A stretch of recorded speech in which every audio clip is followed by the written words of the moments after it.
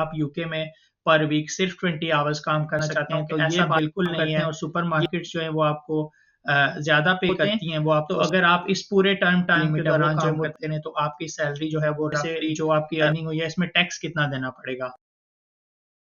बिस्मिल्लाहिर्रहमानिर्रहीम, अस्सलाम वालेकुम। आज की वीडियो में हम बात करेंगे कि आप यूके में स्टूडेंट वीज़ा के ऊपर होते हुए कितना अर्न कर सकते हैं, ताकि आपको अंदाज़ा हो सके कि आप जो है वो यूके में रहते हुए अपनी फ़ीस और बाकी एक्सपेंसेस मैनेज कर सकते हैं या नहीं कर सकते।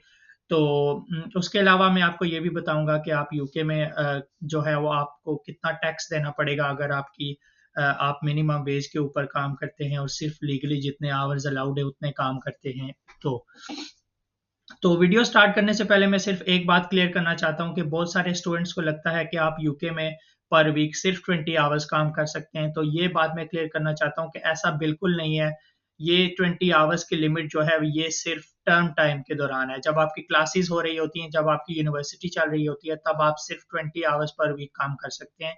लेकिन अगर जब आपको छुट्टियां होती हैं, जैसे समर हॉलीडेज हैं, उसके अलावा क्रिसमस हॉलीडेज जो कि टू वीक्स तक होती हैं, उसके अलावा ईस्टर हॉलीडेज 2 to 3 वीक्स तक होती हैं, उसमें आप फुल टाइम काम कर सकते हैं। इसका मतलब है आप पर वीक 40 आवर्स भी काम कर सकते हैं उन वीक्स के दौरान।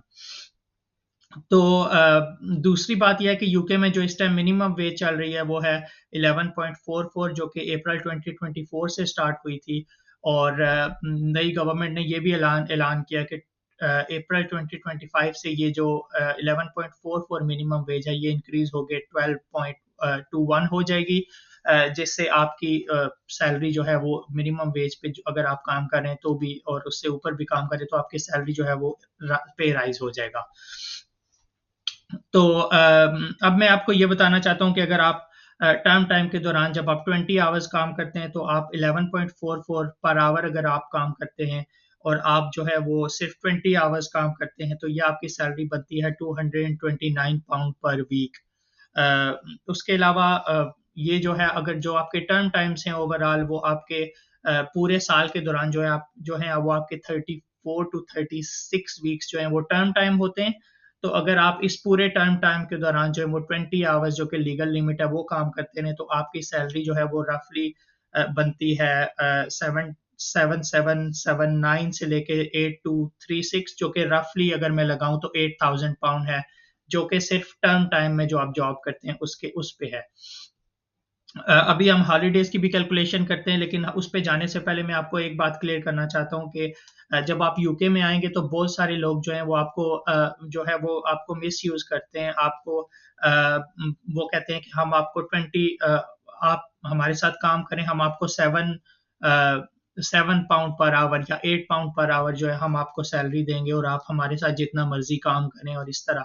तो मैं सिर्फ आपको ये बताना चाहता हूँ कि आप यूके में जब आते हैं तो आपको अपने राइट्स का पता होना चाहिए। ये जो 11.44 पाउंड पर आवर की लिमिट है ये यूके गवर्नमेंट ने सेट की हुई है और हर एम्प्लॉयर की ये जिम्मेदारी है कि वो आपको जो है वो एटलीस्ट जो है वो 11.44 दे। उसके अलावा बहुत सारी ऐसी जगहें हैं, ऐसे सुपर मार्केट्स हैं जो आपको 11.44 से ज्यादा पे करती हैं। तो इस पे हम एक सेपरेट वीडियो बनाएंगे कि आप कैसे जो है वो अपनी वो वाली जॉब सिक्योर कर सकते हैं जिसमें एटलीस्ट आपको मिनिमम वेज मिले या फिर बेहतर है कि उससे भी थोड़ी सी ज्यादा जॉब मिले, ताकि आप जो है वो अपने 20 आवर्स के दौरान ही अपना अच्छा खासा अर्न कर सकें। तो ये एक सेपरेट वीडियो में मैं आपको बताऊंगा, इसका लिंक भी मैं इस डिस्क्रिप्शन में दे दूंगा। तो अभी अगर हम आते हैं हॉलीडे कैलकुलेशन की तरफ, तो हॉलीडेज जो है वो यूके में जो है वो 12 वीक्स ऑलमोस्ट जो है वो समर में हॉलीडेज होती हैं। उसके अलावा 2 वीक्स क्रिसमस में होती हैं तो ये 14 वीक्स हो गए। उसके अलावा 2 to 3 वीक्स जो है वो आपको हॉलीडेज होती हैं। ईस्टर हॉलीडेज तो ये आपके हो गए ऑलमोस्ट जो है वो 16 to 18 वीक्स जो है वो आपके हॉलीडेज बन जाती हैं। इसमें अगर आप पूरे 40 आवर्स काम करें, आप फुल टाइम जॉब कर सकते हैं, इसमें आपको यूकेवीआई अलाउ करता है, तो उसमें आपकी जो इनकम बनती है वो भी अराउंड बनती है 8000 पाउंड तक। तो 8000 पाउंड आपके हो गए जो आपने टर्म टाइम में लीगली जो काम आपको 20 आवर्स अलाउड था वो किया, और 8000 पाउंड आपके हो गए जो आपने छुट्टियों के दौरान जो है वो फुल टाइम काम किया। तो आपकी ओवरऑल इनकम जो है वो रफली अराउंड 16,000 पाउंड बन जाती है। मैं ऐसे लोगों को भी यहाँ पे जानता हूँ जो कि यूके के अंदर क्योंकि वो सुपर मार्केट्स में काम करते हैं और सुपर मार्केट्स जो है वो आपको ज़्यादा पे करती हैं, वो आपको सिर्फ मिनिमम वेज नहीं बल्कि मिनिमम वेज से ऊपर पे करती हैं, तो वो 18,000 पाउंड तक भी उन्होंने अर्न किया है अपने यूके में अपने स्टे के दौरान ऑन स्टूडेंट वीज़ा। तो इसके अलावा अभी अगर आते हैं हम कैलकुलेशंस पे कि आपको इस फी में से इसमें से जो आपकी अर्निंग हुई है इसमें टैक्स कितना देना पड़ेगा। तो सबसे पहली और मोस्ट इम्पोर्टेंट बात यह है कि जो आपकी आप जब यूके में आते हैं तो आपको इनिशियली जो आपके फर्स्ट 12,570 पाउंड होती है उस पे आपको कोई टैक्स नहीं देना पड़ता। तो आप जितना कमाएंगे वो सारा का सारा आपके बैंक में आएगा। आपका 12,570 के ऊपर जितनी भी अर्निंग है, जैसे आप अगर आप 16,000 कमाते हैं तो आपके जो रिमेनिंग 3,500 है 3,500 पाउंड है उस पे आपको 20% टैक्स देना होगा और उसके अलावा 10% नेशनल इंश्योरेंस देनी होगी। तो आप इसको कैलकुलेशन करके आप टेक होम पे कर सकते कैलकुलेट कर सकते हैं। सो बेसिकली आपको सिर्फ 70% 3,500 का जो 70% है आपको सिर्फ हम ये कैलकुलेशन कर भी लेते हैं ताकि आपको जो है वो आपको मैं बता सकूं। सो बेसिकली आपको जो 3,500 का है उसको उसका आपको सिर्फ 70% मिलेगा, जो कि बनता है 2,450 प्लस 12,570। तो आपकी जो टेक होम पे है वो ऑलमोस्ट 15,000 पाउंड तक बन जाती है। ये आपकी जो है पे जो आपके बैंक के अंदर आपको रिसीव होगी after tax and national insurance जो है आपको रिसीव होगी।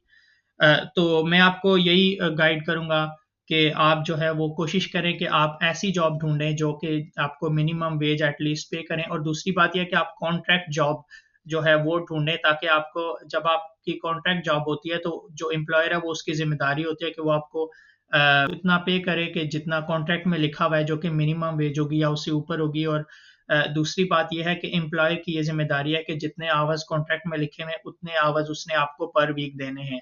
अगर आप कैश इन हैंड जॉब करेंगे तो हो सकता है एक वीक जो है वो आपको जॉब दे, नेक्स्ट वीक वो बोले कि हमारे पास काम नहीं है तो मैं आपको नहीं रख सकता। तो आप कोशिश करें कि कॉन्ट्रैक्ट जॉब्स अप्लाई करें। और इसमें मैं आपको गाइड भी हम आपको करेंगे एक और वीडियो में कि आप कैसे जो है वो कॉन्ट्रैक्ट जॉब जो है वो सिक्योर कर सकते हैं स्टूडेंट वीजा के ऊपर होते हुए। अब सवाल ये है कि क्या आप इस अर्निंग के साथ यूके के अंदर जो है वो अपनी फीस और बाकी एक्सपेंसेस मैनेज कर सकते हैं।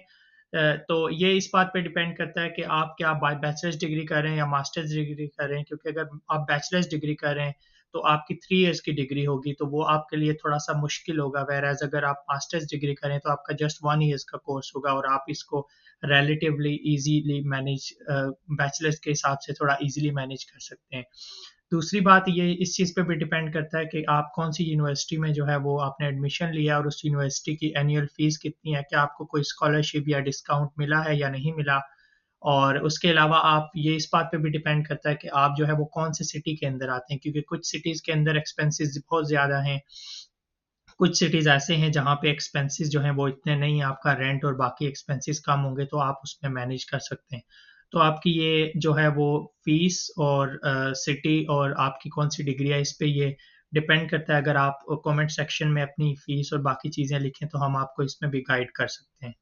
मोस्ट इम्पॉर्टेंट बात यह, बहुत सारे स्टूडेंट्स आते हैं वो बस काम करने में लग जाते हैं, तो ये बहुत इंपॉर्टेंट है कि आप जो है वो अपनी स्टडीज़ पे भी फोकस करें। और जो है क्योंकि लॉन्ग टर्म में आप अपनी PSW पे जब आप स्विच करें तो आपको कोई स्किल जॉब मिल सके और उसके अलावा आप स्किल्ड वर्कर वीज़ा पे स्विच हो सकें। इस पे भी हम मज़ीद वीडियोस बनाएंगे। इसके अलावा अगर आपके माइंड में कोई भी क्वेश्चन है स्टूडेंट वीज़ा को लेके या इसके अलावा कोई भी क्वेश्चन है यूनिवर्सिटीज़ कोर्स या किसी इससे रिलेटेड कोई भी क्वेश्चन है तो प्लीज़ हमें कमेंट सेक्शन में मेंशन कीजिए और हम इस पे वीडियो बनाएंगे। उसके अलावा अगर आपको ये वीडियो हेल्पफुल लगी है तो वीडियो को लाइक कर लीजिए और चैनल को सब्सक्राइब कर लीजिए। मिलते हैं आपसे नेक्स्ट वीडियो में किसी और टॉपिक के साथ। तब तक के लिए अल्लाह हाफिज़।